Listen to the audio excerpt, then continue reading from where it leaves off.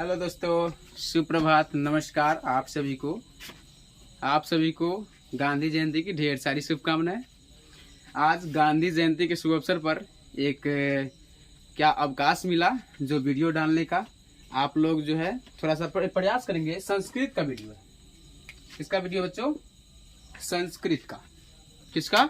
संस्कृत का। इसमें संस्कृत के उपसर्गों की चर्चा करेंगे आज हम लोग। इसमें संस्कृत के उपसर्ग की चर्चा किया जा रहा है, बताया जा रहा है। हम लोग हिंदी में पढ़ते हैं उपसर्ग। हिंदी में किस में पढ़ते हैं बुआ? हिंदी में। हिंदी में उपसर्गों की संख्या कितनी होती है? लगभग 10 मुख्य रूप से। कितना? 10। लेकिन वही अगर पूछा जाए आपके परीक्षा में, पूछ दिया जाता है कि संस्कृत में, किसमें? संस्कृत में उपसर्गों की संख्या 22 होती है। कहीं कहीं कोई महाशय श्री जो है वो बताते हैं कि संस्कृत में ही उपसर्गों की संख्या 21 है। कोई लोग 19 भी बताते हैं, कोई लोग 24 भी बताते हैं, कुछ लोग ज्यादातर बताते जाते हैं। तो देखिए, जो लोग है वो अपने अनुसार से बताते हैं, लेकिन मुख्य रूप से अगर होता है तो वो होता है हमारा 22। अगर परीक्षा में आ जाए, पूछा जाए कि उपसर्गों की संख्या कितनी है संस्कृत में, हिंदी में नहीं संस्कृत में, तो बताना है हमको कितना? टोटल 22 होते हैं टोटल। अब देखेंगे लोग 21 19 कैसे बोलते हैं। ठीक, जैसे देखिए यहाँ पर नीस और नीर। नीस और नीर जो है, ये नीस और नीर को लोग एक समझ लेते हैं। तो यहाँ तो नीस और नीर मिलाकर के 2 हुआ, इसको एक समझ लेते हैं। कितना समझ लेते हैं? एक तो यहाँ से घट गया। दूस और दूर को भी एक समझ लेते हैं। दूस और दूर को भी एक समझ लेते हैं। तो ये भी 2 होता है, इसमें से भी 1 घट गया। तो दोनों में से 1 घट गया, यानी 2 तो घट गया। तो 22 में से 2 को घटा देंगे तो कितना आ जाएगा? 20 आ जाएगा। तो कुछ लोग 20 बता देते हैं इसके अनुसार। कुछ लोग जो है ये दोनों नियम तो फॉलो करते हैं, नीस नीर दूस दूर वाला। कुछ लोग ऐसे भी है जो अपी को नहीं गिनते, अपी को उपसर्ग में नहीं गिनते हैं। तो वैसे लोग अगर 1 को और माइनस करेंगे तो 19 आ जाएगा। लेकिन होता है टोटल 22। कंफर्म है कि 22 होता है तो होता है, ये बात काटने योग्य नहीं है। तो चलिए, विशेष समय नहीं लगाना है, हमको ध्यान रखना है कि टोटल होते हैं 22 उपसर्गों की संख्या। अब उपसर्ग की चर्चा करेंगे, उपसर्गों की चर्चा करेंगे कि भाई उपसर्ग होता क्या है। तो उपसर्ग एक ऐसा शब्द है, समझेंगे ध्यान से, ध्यान यहाँ रखेंगे सभी लोग। उपसर्ग जो है 2 शब्दों से मिलकर बना हुआ है, उपजोड़ सर्ग। उपजोड़ सर्ग यानी उपसर्ग का अर्थ है कि वैसा पद, वैसा शब्द, वैसा शब्द ही बोलिए, वैसा पद। संस्कृत में शब्द को पद बोला जाता है। तो वैसा पद जो किसी शब्द के शुरू में लगकर, जो किसी शब्द के शुरू में लगकर और उस शब्द के अर्थ में परिवर्तन कर देता है, उस शब्द के अर्थ में परिवर्तन कर देता है, तो वो उपसर्ग कहलाता है। हम लोग आए दिन हम लोग पढ़ेंगे प्रत्यय। हिंदी में भी पढ़ना होता है प्रत्यय और संस्कृत में भी पढ़ना होता है प्रत्यय। तो प्रत्यय होता आखिरकार क्या है? तो प्रत्यय उस शब्दांश को कहते हैं जो शब्द के अर्थ, शब्द के अंत में लगता है, और उपसर्ग जो होता है वो शब्द के शुरुआत में लगता है। ध्यान रहे, जो प्रारंभ में लगे वो उपसर्ग होता है और जो अंत में लगे वो प्रत्यय होता है। ये ज्यादा लोड नहीं समझ सकते हैं आप। संस्कृत में तो उपसर्ग समझना थोड़ा सा आसान होता है, लेकिन जैसे प्रत्यय की चर्चा करेंगे तो बड़ी मुश्किल हो जाता है। खैर चलिए, समय इधर लगाना, ध्यान इतना ही रखना कि उपसर्ग कहते किसको है। तो उपसर्ग उस शब्दांश को कहते हैं जिसका प्रयोग जो है हम करते हैं शब्द के पहले। ठीक, शब्द के बाद प्रत्यय का प्रयोग करते हैं। आखिरकार हम उपसर्ग का चर्चा कर रहे हैं तो उपसर्ग की ओर चलेंगे। देखेंगे उपसर्ग 22 कौन कौन होते हैं। प्र, साथ में बोलेंगे अप, शम, नई आवाज आ रही है, जल्दी बोलिए। अनु, अब, निश, निर, दोष, दूर, वी। बोलते चलिए तब याद होगा। आ कोई देखेंगे यहाँ पर थोड़ा सा गौर करेंगे। आ कोई कभी कभी आंग भी कहा जाता है। क्लियर? आंग। अब अंग की बात हो रही है। ए, इसको लोग औरा भी पढ़ते हैं। क्या पढ़ते हैं? औरा। इसको हम लोग पढ़ते हैं आंग।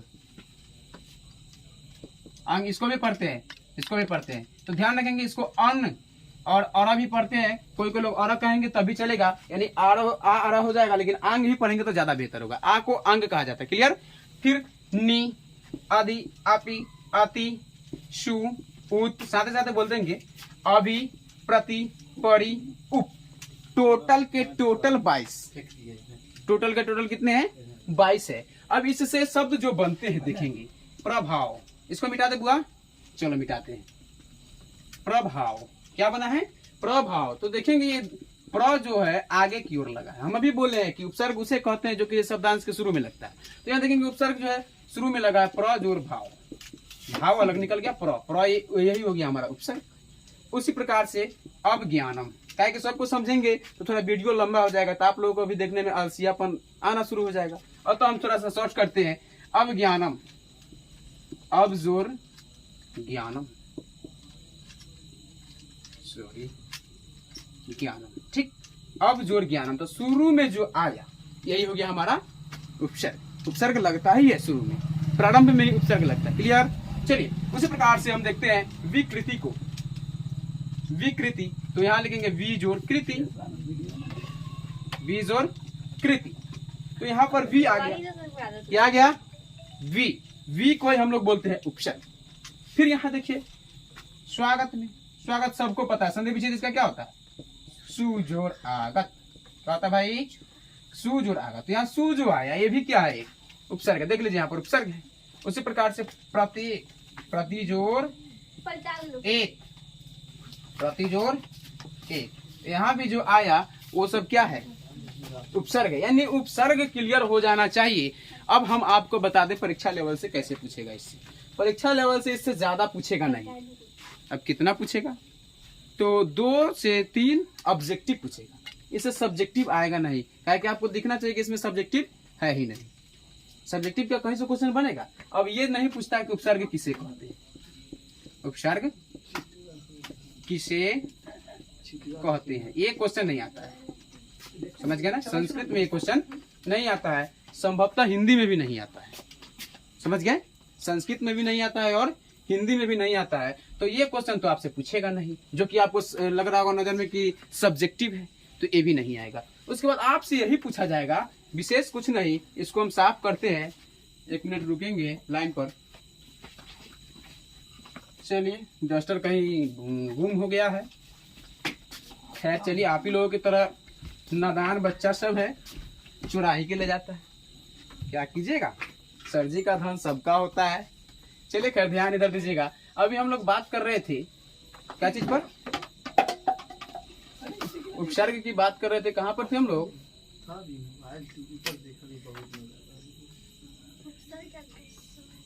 हाँ, उपसर्ग के क्वेश्चन कैसा पूछेगा। जैसे देखेंगे यहाँ पर लिख देगा आपको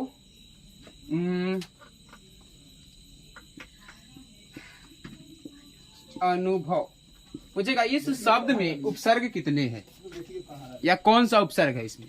तो आपको बताना होगा कि कौन सा उपसर्ग है। तो कैसे बताएंगे? तो इसका हम कुछ नहीं करेंगे, विच्छेद कर देंगे। विच्छेद कर दिए। अब यहाँ शुरू में जो आया वही हमारा उपसर्ग हुआ। अब तो अनुभव बोले तो इसमें तो हम बिना विच्छेद के लिए भी समझ सकते हैं कि अनुभव में अनु आ गया। उसी प्रकार से पूछ देगा उज्जवल, उज्जवल में कौन सा उपसर्ग है। तो फिर यहाँ कहेंगे क्या कि इसको हम समझ रहे हैं कि उज्जवल उत जोर ज्वल होगा, तो उत ही होगा। उसी प्रकार से कहीं कह दे उपनाम, तो शुरू में उप आ गया।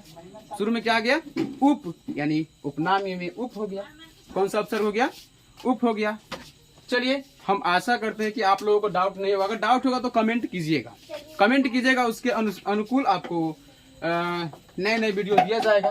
ध्यान रहे उपसर्ग किसे कहते हैं। तो जो शब्द के शुरू में लगता है उसको उपसर्ग कहते हैं। उपसर्गों की संख्या 22 होती है संस्कृत में, हिंदी में इसकी संख्या 10 है। संभवतः ये कंफर्म हम नहीं बता सकते हैं, क्या कि हम संस्कृत पढ़ाते हैं। समझ गए ना? हम संस्कृत पढ़ाते हैं, इसलिए हिंदी में संभवतः 10 होना चाहिए, लेकिन कितना होता है ये तो हम नहीं बता सकते। हो सके 1-2 बड़ा भी होगा, कम भी होगा, हो सकता है। तो लेकिन उपसर्ग हिंदी में भी उसी को कहते हैं जो शब्द के पहले लगता है, संस्कृत में भी उसी को कहते हैं जो शब्द के पहले लगता है, और प्रत्यय भी उसी को कहते हैं जो शब्द के अंत में लगता है, उसके अर्थ में परिवर्तन करता है। वो हिंदी और संस्कृत का दोनों का परिभाषा सेम चलेगा। बस ध्यान रखना कि संस्कृत में उपसर्गों की संख्या 22 है टोटल। प्र, प्रा, अप, सम, अनु, अवनिश, निर्दोष, दुर्भी, आ, नि, अधि, अति, पर, सु, उत, अभि, प्रति, परि, उप। क्लियर है? चलिए ध्यान दीजिएगा। संभवतः आप लोग समझ गए होंगे, नहीं समझे कमेंट कीजिए।